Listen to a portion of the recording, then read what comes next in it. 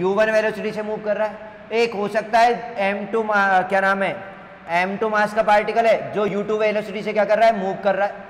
टक्कर से पहले तो ये है, अब इनमें क्या हुई, टक्कर हुई, या इसने इसको ठोका या कैसे भी टक्कर हुई, दोनों आपस में टकराए। और टक्कर के बाद ये बिफोर कोलिजन है और आफ्टर कोलिजन m1 मास वाला v1 वेलोसिटी से मूव कर रहा है और m2 मास वाला किससे मूव कर रहा है, v2 वेलोसिटी से क्या कर रहा है, मूव करने लग गया। तो भाई आपका संवेग संरक्षण के नियम से क्या होता है, टक्कर से पहले कुल संवेग किसके बराबर होगा, टक्कर के बाद संवेग के बराबर होगा। तो उस चीज को अपन क्या कर रहे हैं, यहाँ पर नोट डाउन कर रहे हैं, ठीक है। तो उस चीज को अपन यहाँ पर लिखते हैं। तो देखो सामने मैं लिखता हूँ, यहाँ देखेंगे कि हाँ, तो देखो संवेग संरक्षण के नियम से मतलब क्या आता है, संवेग संरक्षण के नियम से क्या होता है, क्या होता है भाई, टक्कर से पूर्व, पूर्ण नहीं पूर्व, टक्कर से पूर्व कुल संवेग किसके बराबर होगा, टक्कर के बाद कुल संवेग के, किसके, कि टक्कर से पूर्व कुल संवेग किसके बराबर होगा, टक्कर के बाद कुल संवेग के बराबर होगा या नहीं होगा। मतलब टक्कर से पहले कितना होता है मोमेंटम, आप सब लोग जानते हैं क्या, P बराबर mv, तो m1 u1 यदि वेलोसिटी की फॉर्म में लिखूँ, यानी वो वेलोसिटी नहीं वेक्टर टर्म में लिखूंगा, तो क्या लगा दूंगा यहाँ पर u1 वेक्टर, मैं वेक्टर फॉर्म में मेंशन कर देता हूँ, जैसे वेक्टर कि किस वेलोसिटी से, वेक्टर और वेक्टर, ठीक है। तो m1 u1 plus m2 u2 vector equals to m1 v1 vector plus m2 v2 vector. ये होता है कि भाई ये चीज़ क्या होती है आपके यहाँ पर होती है, कोई दिक्कत नहीं। इसको नाम दे देंगे अपन क्या, इक्वेशन नंबर 1। इसको क्या नाम दे दिया अपन ने यहाँ पर, इक्वेशन नंबर 1 दे दिया। क्लियर है, कोई डाउट किसी को नहीं है, ठीक है। अब अपन मानेंगे, अब एस फ्रेम में तो ऐसा हो गया, अब अपन दूसरा मानेंगे एस डैश फ्रेम। अब एस डैश फ्रेम में यही पार्टिकल है जिनका मास m1 और m2 है, टक्कर से पहले तो मूव कर रहे हैं भाई आपके ऐसे m1 और ऐसे ही m2, या जैसे भी मूव कर रहे हैं किसी भी तरीके से, कि एक तो मूव कर रहा है u1 डैश वेलोसिटी से और दूसरा मूव कर रहा है u2 डैश वेलोसिटी से। टक्कर हुई और टक्कर के बाद वो मूव करने लगे v1 डैश वेलोसिटी से और v2 डैश वेलोसिटी से, ठीक है। और फिर हमें बताना है कि एस डैश तंत्र में भी आपका क्या ये लॉ फॉलो होता है कि ये इनवेरिएंट रहता है, कि संवेग संरक्षण का नियम क्या रहता है, निश्चय रहता है, कि सभी निर्देश तंत्रों में संवेग संरक्षण का नियम क्या होता है, अप्लाई होता है। इस चीज को क्या करेंगे फिर प्रूफ करेंगे। तो देन यहां से देखते हैं सामने, यहां देखा, अब देखो, अब तंत्र एस डैश की बात कर रहा हूं, किसकी बात कर रहा हूं, तंत्र एस डैश में, तंत्र एस डैश में, एस डैश की बात हो रही है। अब यहां पर तंत्र एस डैश में, तंत्र एस डैश में देखो, इसमें कण m1 तथा m2 क्रमशः, m1 तथा m2 क्रमशः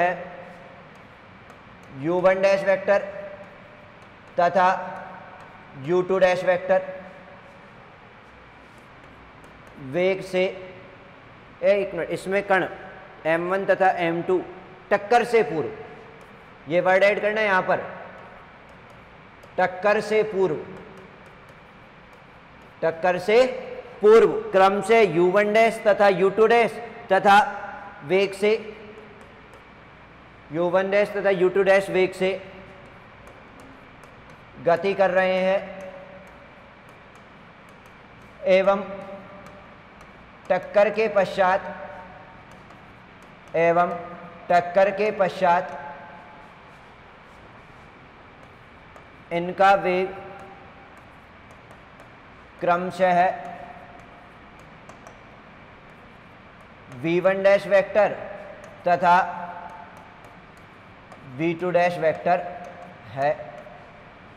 तो भाई है तो इस चीज को तो अपने को प्रूफ करना है कि एस डैश में भी होता है कि डायरेक्ट मत लिख देना कि अपने अपन प्रूफ क्या करना चाह रहे हैं। देखो सामने मैं लिख रहा हूं यहाँ पर प्रूफ क्या करना चाह रहे हैं अपन, ये चीज प्रूफ करना चाह रहे हैं। देखो यहाँ लिख रहा हूं कि m1 u1 dash vector plus m2 u2 dash vector equals to m1 v1 dash vector plus m2 v2 dash vector. इस चीज को क्या करना चाह रहे हैं, प्रूफ करना चाह रहे हैं। एस में है, एस डैश में क्या करना चाह रहे हैं, प्रूफ करना चाह रहे हैं। प्रूफ करना है ऐसा तो ऐसा होता है, कैसे करेंगे, इस इक्वेशन 1 का यूज करेंगे। इक्वेशन 1 का यूज करके हम क्या करेंगे, इस चीज को क्या करना चाह रहे हैं, प्रूफ करना चाह रहे हैं। इस चीज को अपन क्या करना चाह रहे हैं, यहाँ पर प्रूफ करना चाह रहे हैं। तो देखो प्रूफ कैसे करेंगे, यहाँ पर देखो सामने, एक मिनट आवाज नहीं,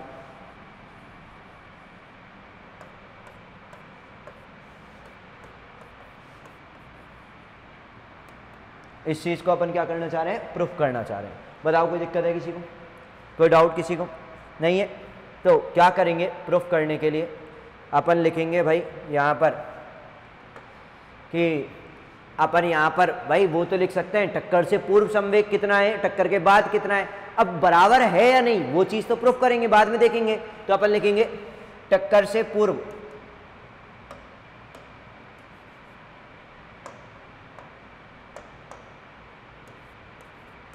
टक्कर से पूर्व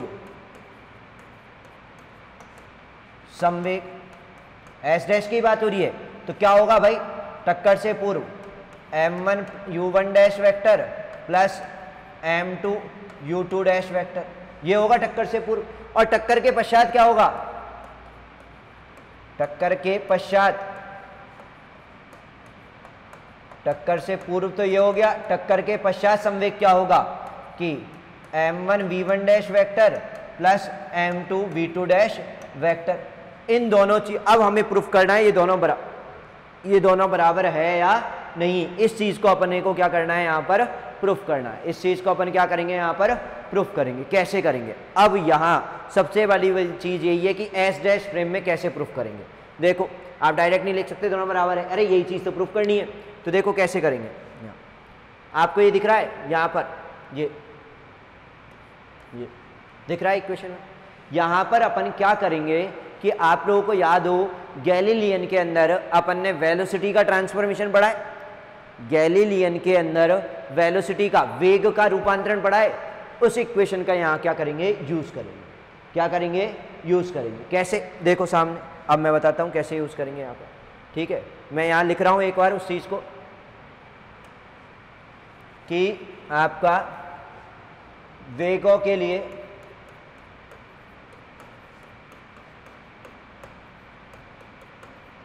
गैलीलियन, वेगों के लिए गैलीलियन रूपांतरण समीकरण से, वेगों के लिए गैलीलियन रूपांतरण समीकरण से। तो वेगों का रूपांतरण समीकरण क्या होता है भाई, याद हो v dash vector equals to v vector minus v vector.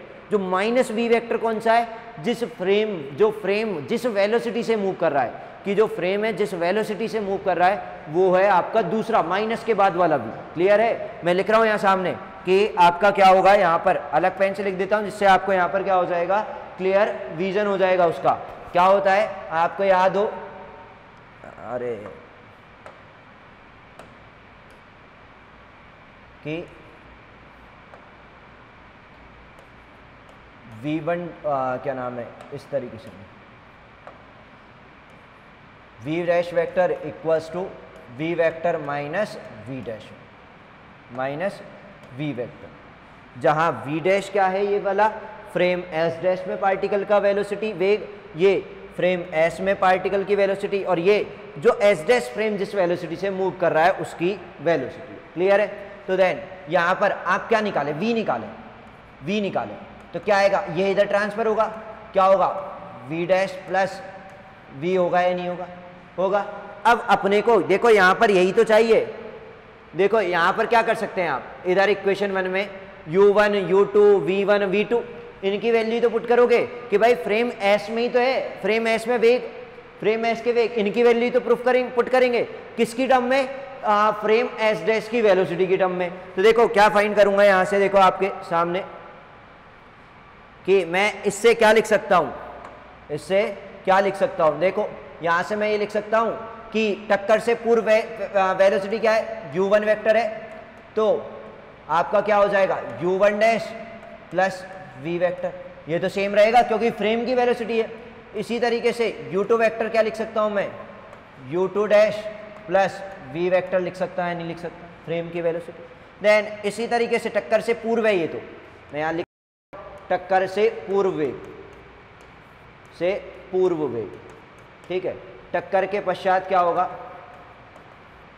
के पश्चात वेग क्या होगा, v1 vector equals to v1 dash vector plus v vector, ये कौन सा है आपका फ्रेम का, और v2 वेक्टर क्या होगा, v2 dash vector plus v vector. बताओ लिख सकता है नहीं लिख सकता, बताओ ये वैल्यू होंगी या नहीं होंगी, कोई दिक्कत है किसी को, कोई समस्या यहाँ तक। देन इन इक्वेशंस को क्या नाम दे देता हूँ, 2 नाम दे देता हूँ, उनको 1 नाम दिया हुआ है, इनको क्या दे रहा हूँ 2। अब 1 में मैं क्या करूँगा, वैल्यू पुट कर दूंगा, 1 का है ये रही, इसमें क्या कर दूंगा आपकी यहाँ पर इक्वेशन 1 ये रही, यहाँ पर क्या करूँगा मैं वैल्यू सब्सटीट्यूट कर दूंगा, वैल्यू यहाँ पर u1 u2 v1 v2 की वैल्यू क्या करूँगा पुट कर दूंगा। वैल्यू पुट करते हैं, अब देखो यहाँ पर आपके वैल्यू क्या करनी है, पुट करनी है, देखो सामने। हाँ, समीकरण 1 में 2 से मान रखने पर, समीकरण 1 में 2 से मान रखने पर रखो, क्या है भाई आपका m1 u1 की वैल्यू आपको याद हो तो बहुत अच्छी बात है, ये लिखी जो अभी ऊपर ही लिखी है मैंने, प्लस m2 u2 मतलब u2 dash vector plus v vector equals to किसकी वैल्यू है m1 v1, तो आपका होगा v1 dash vector plus v vector plus m2 v2 dash vector plus v vector.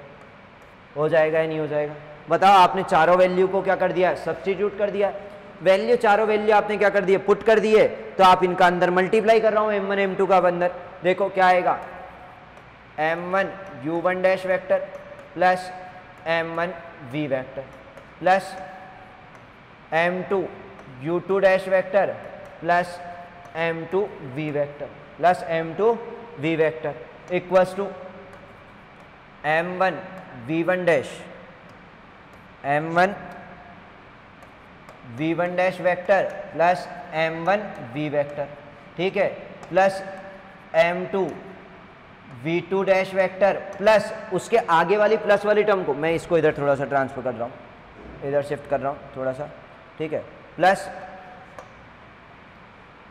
Then m2 v vector. हो जाएगा या नहीं हो जाएगा, कंफ्यूज ना हो, जो v लिखे हुए हैं ये वाली वैल्यूज ये लिखे हुए हैं मैंने, ये यहाँ पर जहाँ पर भी v है वो क्या है फ्रेम की वेलोसिटी है, कि फ्रेम जिस वेलोसिटी से क्या कर रहा है मूव कर रहा है उसकी वेलोसिटी है। क्लियर, तो अब देखो मैं क्या कर रहा हूँ, जो ये वाले हैं ना जिनको मैंने नीचे येलो लाइन लिखी है उनको तो एक साइड भेज रहा हूँ, उनको तो क्या कर रहा हूँ एक साइड, मतलब मैं क्या कर रहा हूँ नेक्स्ट लाइन में देखो यहाँ पर पहले इन सबको एक अलग साथ रख देता हूँ, ठीक है। क्या किया मैंने, क्या किया यहाँ पर देखो सामने कि आपके क्या कर दिया यहाँ पर मैंने कि इस टर्म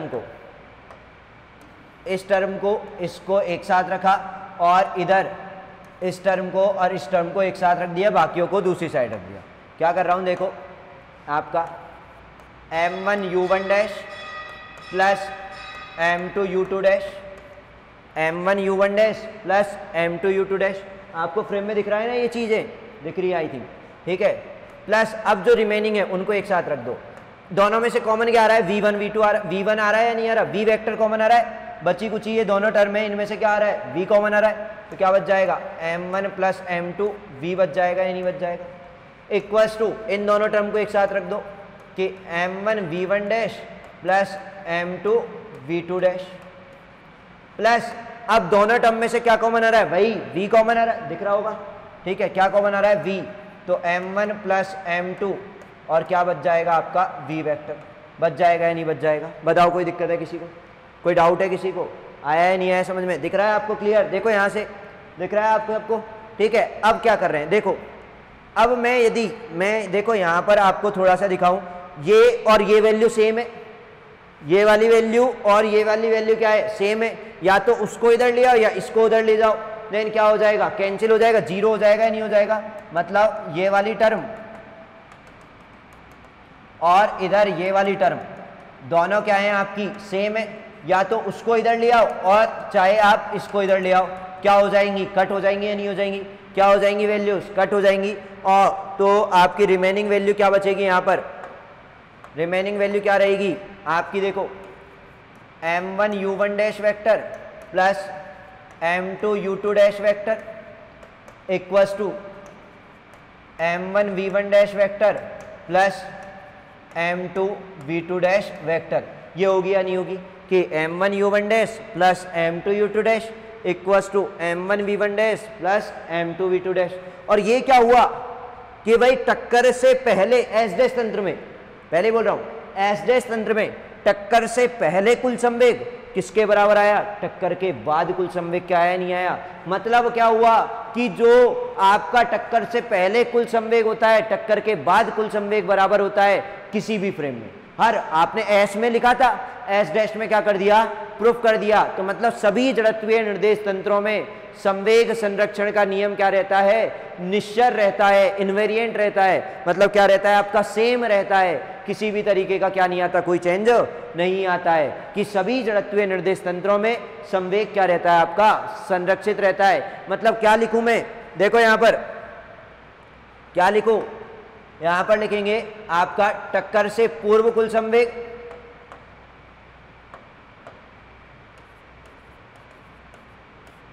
इसको ब्रैकेट में बंद कर देते हैं। टक्कर से पूर्व कुल संवेग किसके बराबर है? टक्कर के बाद कुल संवेग। टक्कर से पूर्व कुल संवेग किसके बराबर है? टक्कर के बाद कुल संवेग के बराबर है या नहीं है? मतलब यही चीज तो प्रूफ करनी थी कि क्या कि सभी जड़त्वीय निर्देश तंत्रों में संवेग संरक्षण का नियम क्या रहता है? समान रहता है। संवेग संरक्षण का नियम क्या रहता है आपका? समान रहता है। तो देखो मैं क्या लिख सकता हूं? मतलब संवेग संरक्षण का नियम क्या रहता है? निश्चर रहता है।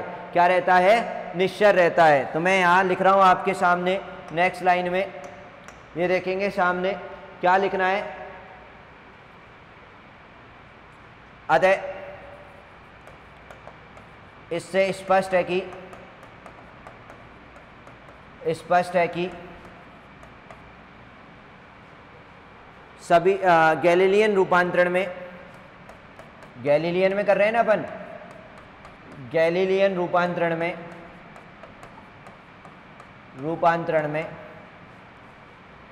रूपांतरण में संवेग संरक्षित रहता है। संवेग क्या रहता है? संरक्षित रहता है। मतलब इनवेरिएंट रहता है। मतलब क्या रहता है आपका? यहाँ पर संवेग कंजर्व रहता है, किसी भी तरीके का क्या रहता है आपका? कोई चेंज नहीं होता है। बताओ कोई दिक्कत, कोई समस्या किसी को? पूरे टॉपिक में एक एक पॉइंट को मैंने यहाँ पर आपको क्लियर करके बताया है, किस तरीके से चीज़ें करनी है। यहाँ पर आपको चीज़ें बताई हैं मैंने, ठीक है।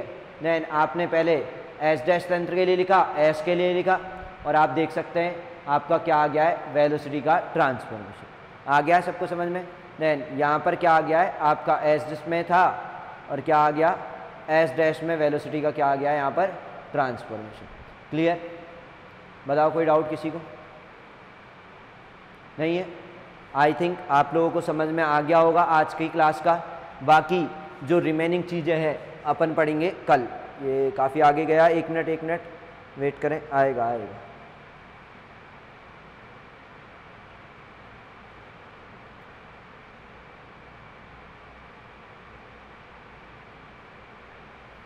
हाँ ठीक है, आज तो इतना ही करते हैं, बाकी चीज़ें करेंगे अपने नेक्स्ट लेक्चर में।